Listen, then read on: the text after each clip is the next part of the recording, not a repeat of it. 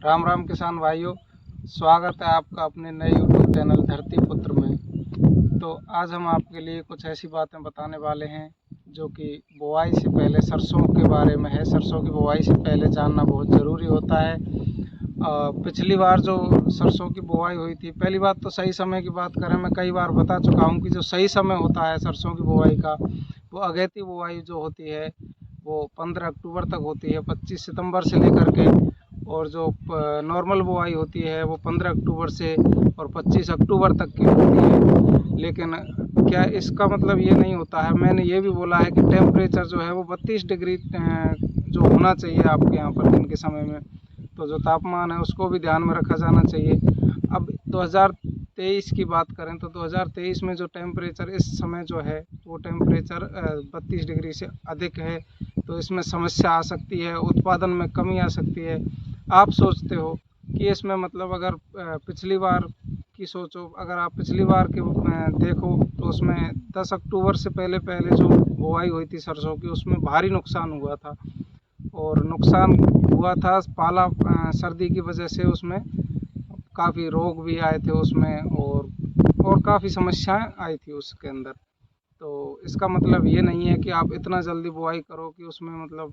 ये सोच के आप बुआई कर रहे हो कि मैं इतना जल्दी बुआई कर दूंगा तो उसमें मेरे को ज़्यादा उत्पादन होगा, तो ये बिल्कुल गलत है। आपको टेम्परेचर भी मेंटेन करना होगा, आपको टेम्परेचर बहुत ध्यान में रखना होगा, तापमान। तो अब अगर आपके यहाँ पर तापमान जो है वो 32 डिग्री के आसपास है, एक दो ऊपर या नीचे है, तो कोई दिक्कत वाली बात नहीं है। बाकी वो भी आपको ज़रूरी है देखना। और फिर उसके बाद में बात आती है खाद बीज उर्वरक जो है वो देना। तो सबसे बड़ी बात ये होती है, सबसे मेन बात है कि उसको देने का तरीका बता मैं चुका हूँ, क्या क्या चीज़ डालना चाहिए वो मैं बता चुका हूँ पहले की वीडियो में। बाकी डालने का जो तरीका होता है वो तरीका कई प्रकार से होते हैं, लेकिन जो मेन जो अच्छा तरीका होता है, जो कारगर साबित होता है, उस तरीके की बात करें हम तो वो तरीका होता है कि आपको सबसे पहले खाद जो है वो मिक्स करने हैं, सभी खाद मिक्स करने हैं जो मैंने बताया था। एसएसपी वगैरह है और सल्फर है, और उसके अंदर जो है यूरिया मिक्स करते हैं हम, पोटास है, जिंक है, और भी कई चीज़ें, कई बार डीएपी भी डालना होता है। तो वो ये सारी चीज़ें मिक्स करके उसको कैसे डालना है, अधिकतर किसान भाई क्या करते हैं कि उसको जो है मिक्स करके और हाथों से इस तरह से भुरकाव कर देते हैं। तो वो भुरकाव जो करना होता है वो हालांकि कई पारंपरिक है, वो बहुत दिन पुराना है वो अपन का, तो करते आ रहे हैं बाप दादा अपन के, बहुत पुराने टाइम से उसको करते आ रहे हैं, तो आप भी करते हो। लेकिन अब आपको बदलाव करने होंगे क्योंकि अब समय भी बदल चुका है, तो उसी के हिसाब से उसमें तापमान में, जलवायु में काफ़ी बदलाव आ चुके हैं, तो उस हिसाब से आपको तरीके भी बदलने होंगे। और तरीके की मैं बात करूं तो जो सही तरीका जो है जो कि मतलब अधिक उत्पादन बढ़ाएगा, आपका पैदावार बढ़ाएगा, उस तरीके की बात करें तो वो तरीका है आपका कि जैसे आपको सीड ड्रिल मशीन होती है, जो बुआई मशीन होती है, उसके अंदर डाल करके और उसको उसमें खेत में अपने में बुआई करनी चाहिए, ना कि उसको छिड़क के। छिड़कने से क्या होता है कि आप छिड़क देते हो, उसके बाद में फिर उसकी जुताई होती है, जुताई के बाद में जो खाद है वो ऊपर आ जाते हैं और बीज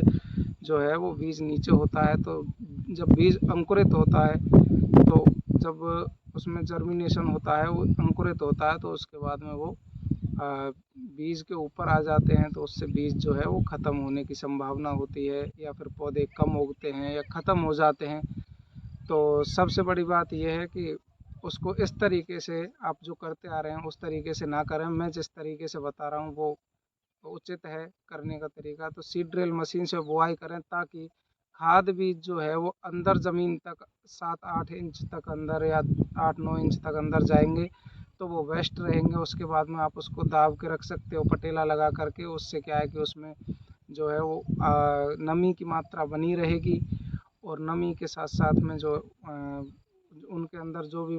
तत्व होते हैं वो तत्व उसमें मिट्टी में उपस्थित रहेंगे। और जब फिर आप बुवाई करो, बुवाई के भी दो तरीके होते हैं, कई तरीके से मतलब बताते हैं कि दो तरीके से तो हमारे यहाँ पर बुवाई होती ही है। एक तो छिड़कन विधि जो अपन बताते हैं कि एक हाथ से जो बुवाई बोलते हैं उसको,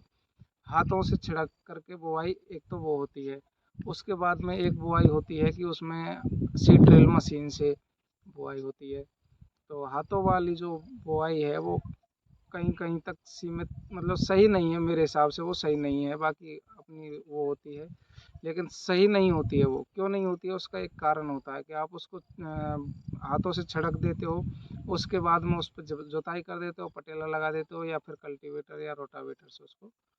जोत देते हो, तो उससे क्या होता है कि जो बीज है वो ऊपरी सतह पर रह जाता है, उसकी जड़ें अंदर तक नहीं जा पाती हैं। और जब जड़ अंदर तक नहीं जा पाती हैं तो उससे पेड़ का जो तना है वो कमज़ोर रहता है। और दूसरी बात उसमें जैसे पिछली बार हुआ था, जब वो पौधा बड़ा होगा तो उसमें फलियाँ निकलेंगी, फूल निकलेंगे, उसके बाद में वजन हो जाएगा, और वजन होने के बाद में वो एक तरफ झुकाव लेगा। झुकाव लेने से क्या है, फिर वो बाद में कभी कोई मौसम का प्रभाव होगा, हवा वगैरह में कोई दिक्कत, मतलब उस तरफ हवा चली है, मौसम में प्रॉब्लम आए कोई, तो उससे वो क्या है, पौधे जो हैं वो नीचे गिरने की संभावना रहती है, वो उसको अधिक समय तक डट कर सामना नहीं कर सकता है वो पौधा। इसलिए सीड ड्रिल से जो बुआई है वो उचित बुआई होती है। उसमें सबसे बड़ी बात ये होती है कि जो बीज होता है वो 5 से 6 इंच अंदर तक जाता है, जिससे उसकी जड़ें मजबूत होती हैं, अंदर तक जड़ें जाती हैं। और उसके अंदर जो हमने खाद बीज थे वो उसके बीज के नीचे होते हैं, क्योंकि वो 7-8 इंच नीचे हैं, बीज जो है वो 5-6 इंच नीचे होता है, तो उसकी जड़ों के नीचे जो है खाद जो अपने उर्वरक डाले हैं वो हैं, तो उससे उसको पूरे पोषक तत्व पौधे को उपलब्ध होते हैं, जिससे पौधे में जान होती है, जान उपलब्ध होती है, उसमें जान बनती है पौधे के अंदर, जिससे पौधा मजबूत होता है। और मजबूत होने के साथ साथ सीड ड्रिल मशीन से बुआई करने का एक ये भी फ़ायदा होता है कि उस बुआई में एक पौधे से पौधे के बीच की दूरी जो है वो मेंटेन रहती है, तो इससे रोग जो हैं, बीमारियां हैं, और वाइट रस्ट जो रोग होता है, तना गलन की समस्या, ऐसा ऐसी समस्याएं नहीं आती हैं। और उसके बाद में जिसमें इसमें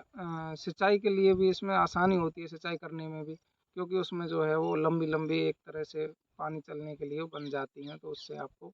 बहुत आसानी होती है, बड़ी आसानी से आप सिंचाई भी कर सकते हो। और सबसे अगली बात जो है वो मेन बात है, मैं कई बार बता भी चुका हूँ आपको कि जो हाइब्रिड बीज होता है वो या तो उपचारित आता है, या फिर आप घर से भी लेते हो तो घर का जो बीज है,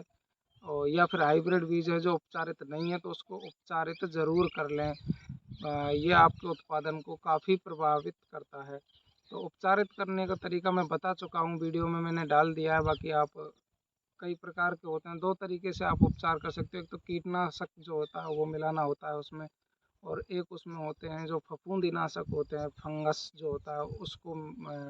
मिटाने वाले जो होते हैं, फंगिसाइड्स बोलते हैं उनको, और कीटनाशक होते हैं इंसेक्टिसाइड्स, उनको